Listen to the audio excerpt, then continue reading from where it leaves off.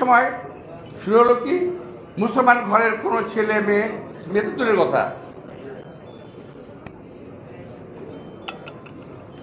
ছেলেরাও ইংরেজি শিখতে পারবে না। ফলে আমরা অনেক পিছিয়ে গেলাম, অন্য সম্প্রদায় এগিয়ে গেল। আজকে আমরা ধীরে ধীরে ডক্টর ইব্রাহিম, মরহুম ইব্রাহিম, যে বার্লেমের যে প্রিন্সিপাল ছিল, প্রতিষ্ঠাতা ডক্টর ইব্রাহিম সাহেব, নাম শুনেছেন? ওই যে আরবি হসপিটালের প্রতিষ্ঠাতা, উনি আমাকে বলেছেন এক সময়, ওনার সঙ্গে কথা বলার সৌভাগ্য হয়েছিল, বুঝলে বাবা, 47 বছরে খুঁড়িয়ে খুঁড়িয়ে ভারত কিন্তু অনেক এগিয়ে গেছে, আর এই 47 বছরে খুঁড়িয়ে খুঁড়িয়ে কিন্তু আমরা অনেক পিছিয়ে গেলাম। এটা বললো ইব্রাহিম সাহেব। এ কথা তাৎপর্য ব্যাখ্যা করলে অনেক বড়। কেউ খুঁড়িয়ে খুঁড়িয়ে এগিয়ে গেল, আর কেউ খুঁড়িয়ে খুঁড়িয়ে পিছিয়ে গেল।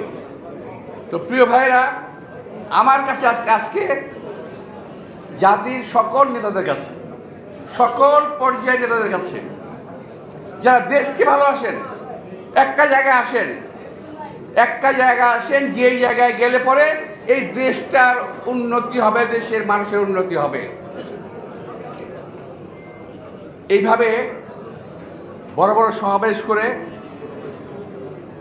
মানুষের কাছে ভুল বার্তা পৌঁছাবেন না। সমাবেশ দিয়ে যদি প্রমাণ করা যায় কে কত জনপ্রিয়, আমরা সারা বাংলাদেশকে একদিনে সমাবেশ আওতায় আনতে পারি। সারা বাংলাদেশ একদিনে সমাবেশ করবে, কেউ কোনো জায়গায় ছাড়বে না। কিন্তু এইটা তো সিস্টেম হলো না।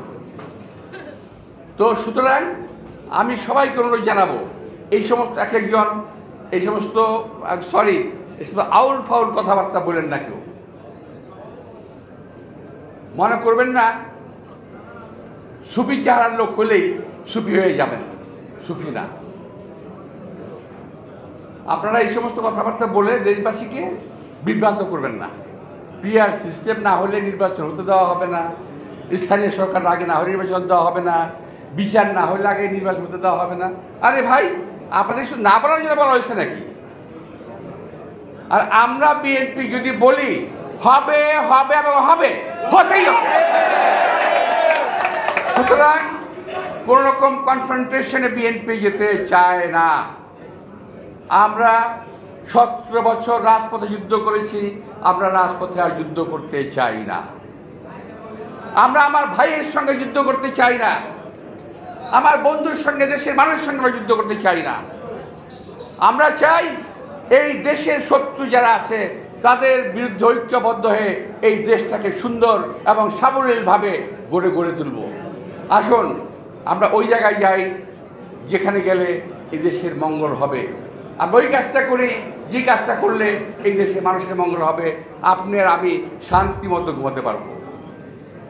আপনাদের সবাইকে আন্তরিক শুভেচ্ছা ও ধন্যবাদ জানিয়ে, আমার প্রিয় সাংবাদিক ভাইদের কাছে একটা অনুরোধ জানিয়ে যে দয়া করে আমার বক্তব্যটা দয়া করে এক্সাজারেট করেন না কেউ ভাই, দয়া করে যদি কোনো ভুল ত্রুটি বলে থাকি দয়া করে একটু ঠিকঠাক করে বক্তব্যটা দিয়ে।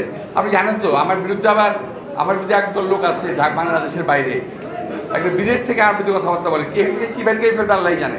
তো আপনাদের সবাইকে ধন্যবাদ। খোদা হাফেজ। আসসালামু আলাইকুম।